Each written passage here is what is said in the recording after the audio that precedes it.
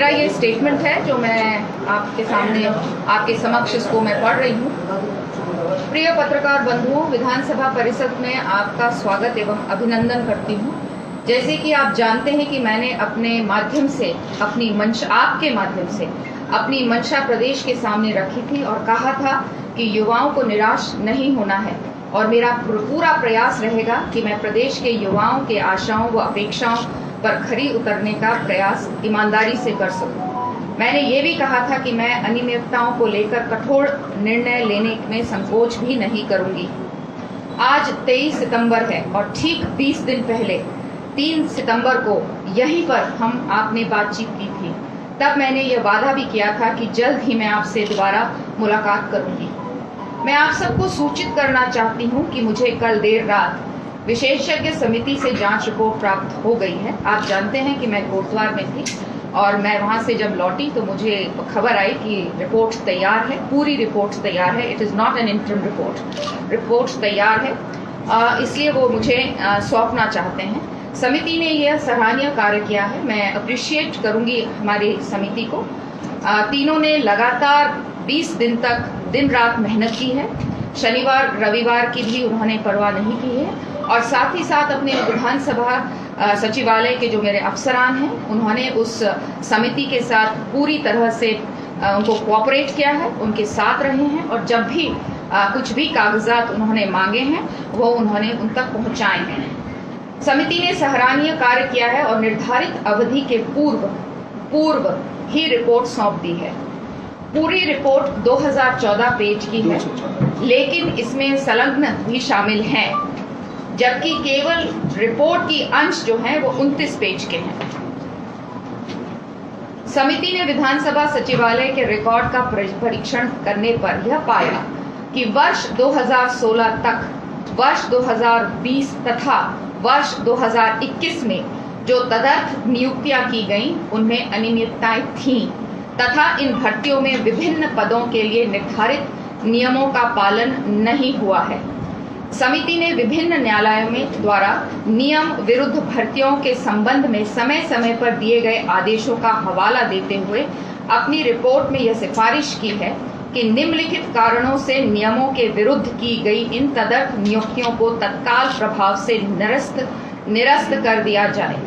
समिति ने वर्ष 2016 तक 150 तदर्थ नियुक्तियों, वर्ष 2020 में 6 तदर्थ नियुक्तियों तथा वर्ष 2021 में 72 तदर्थ नियुक्तियों की पहचान कर उन्हें निरस्त करने की सिफारिश की है। समिति ने इस संबंध में जो कारण बताए हैं वह इस प्रकार हैं। सेवा के विभिन्न पदों पर सीधी भर्ती के लिए निर्धारित चयन समिति का गठन नहीं किया गया। इस प्रकार यह तदर्थ नियुक्तियां चयन समिति के माध्यम से नहीं की गई हैं।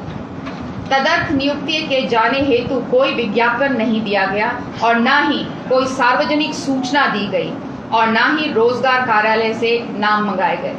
तदर्थ नियुक्ति किए जाने हेतु इच्छुक अभ्यर्थियों से आवेदन पत्र नहीं मांगे गए, केवल व्यक्तिगत आवेदन पत्रों पर नियुक्ति प्रदान कर दी गई। तदर्थ नियुक्ति किए गए जाने हेतु कोई प्रतियोगिता एग्जाम परीक्षा आयोजित नहीं किए गए। इन तदर्थ भर्तियों के लिए सभी पात्र एवं इच्छुक अभ्यर्थियों को समानता का अवसर प्रदान नहीं करके भारत के संविधान के अनुच्छेद 14 एवं अनुच्छेद 16 का उल्लंघन हुआ है। जांच समिति ने अपने रिपोर्ट में इस बात का भी उल्लेख किया है कि कार्मिक विभाग के 6 फरवरी 2003 के शासनादेश द्वारा विभिन्न विभागों के अंतर्गत तदर्थ, संविदा, नियत वेतन, दैनिक वेतन पर की जाने वाली नियुक्तियों पर रोक लगाई गई है। उक्त 6 फरवरी 2003 के शासनादेश में व्यवस्था उपबंधित है कि श्रेणी ग तथा घ के किसी भी पद पर दैनिक वेतन, तदर्थ, संविदा, नियत वेतन पर नियुक्ति नहीं की जाएगी। इस प्रकार की नियुक्तियों पर पूर्ण रूप से प्रतिबंध रहेगा।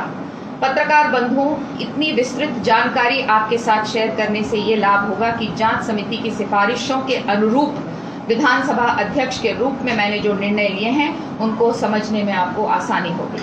विधानसभा अध्यक्ष के रूप में जांच समिति की अनुशंसा को स्वीकार करते हुए वर्ष 2016 तक की 150 तदर्थ नियुक्तों को, वर्ष 2020 की 6 तदर्थ नियुक्तियों को तथा वर्ष 2021 की 72 तदर्थ नियुक्तियों को निरस्त करने का निर्णय लिया गया है। चूंकि इन तदर्थ नियुक्तियों को शासन का अनुमोदन प्राप्त है, अतः नियमानुसार इन तदर्थ नियुक्तियों का निरस्त करने के लिए शासन को अनुमोदन लेना आवश्यक होगा। इन नियम विरुद्ध तदर्थ नियुक्तों को निरस्त करने के लिए अनुमोदन हेतु मैं शासन को तत्काल प्रस्ताव भेज रही हूँ। अनुमोदन प्राप्त होते ही नियम विरुद्ध तदर्थ नियुक्तियां तत्काल समाप्त कर दी जाएंगी। इसी प्रकार उपनल द्वारा की गई 22 नियुक्तियों को भी तत्काल प्रभाव से निरस्त कर रही हूँ। मैं आपको जानकारी देना चाहती हूँ, वैसे ही जो ये आगे का मैं पढ़ने जा रही हूँ, ये जो 32 हम लोगों ने 32 पदों के लिए जो एग्जाम लिए थे उसके साथ उसकी बात है।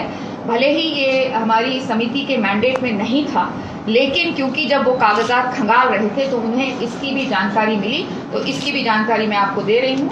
मैं आपको ये जानकारी भी देना चाहती हूँ कि विधानसभा सचिवालय द्वारा 2021 में 32 विभिन्न पदों पर सीधी भर्ती के लिए आवेदन पत्र मांगे गए थे, जिसके लिए इस वर्ष 20 मार्च को लिखित परीक्षा भी आयोजित की गई थी, जिसका परिणाम अभी तक घोषित नहीं हुआ है। इस परीक्षा के लिए लखनऊ की एक private agency messrs RMS techno solutions private limited को चयन किया गया था। इस एजेंसी के कार्यकलाप विवादों में रहे हैं और इस पर पेपर लीक के गंभीर आरोप भी लगे हैं, जिसके चलते कम से कम 5 प्रतियोगिता परीक्षा शासन को रद्द करनी पड़ी है और उनकी गिरफ्तारियां भी हुई हैं। विधानसभा सचिवालय में नियमों प्रावधानों का उल्लंघन करते हुए इस एजेंसी का चयन किया गया है। इसमें अनेक वित्तीय अनियमितताएं भी पाई गई हैं। उपलब्ध जानकारी के अनुसार इस एजेंसी को बिल प्राप्त होने के 2 दिन के अंदर बैंक से 59 लाख रुपए का भुगतान भी जारी कर दिया गया था, जिसमें विधानसभा सचिव की भूमिका भी संदेहास्पद पाई गई है। इस परिप्रेक्ष्य में विधानसभा अध्यक्ष के रूप में मैंने यह निर्णय लिया है कि इन 32 पदों पर हुई परीक्षाओं को निरस्त किया जाएगा तथा एजेंसी की भूमिका की जांच की जाएगी तथा नियमानुसार कार्रवाई की जाएगी। विधानसभा अध्यक्ष के रूप में मैंने ये भी निर्णय लिया है कि इस पूरे प्रकरण में विधानसभा सचिव की संदिग्ध भूमिका की जांच की जाएगी। जांच पूरे होने तक श्री मुकेश सिंघल को तत्काल प्रभाव से निलंबित किया जाता है। तत्संबंधी आदेश जारी किए जाएंगे। जांच समिति में दी गई विभिन्न सिफारिशों एवं सुझावों पर कार्रवाई जारी रहेगी। इसमें विधानसभा सचिवालय में कर्मचारी अधिकारियों की राइट साइजिंग, ई-ऑफिस, ई-विधान, पदोन्नति तथा सेवा नियमों में सुधार शामिल रहेगा। अतः मैं पुनः अवगत कराना चाहती हूं कि वर्ष 2016 तक की 150 तदर्थ नियुक्तियां, वर्ष 2020 की 6 तदर्थ नियुक्तियां को तथा वर्ष 2021 की 72 तदर्थ नियुक्तियों को निरस्त करने के मेरे निर्णय के अनुमोदन के लिए प्रस्ताव शासन को तत्काल भेज रही हूं। आपको तथा धन्यवाद। आपको और आपके पूरे परिवार को नवरात्रों की भी ढेर सारी शुभकामनाएं। धन्यवाद।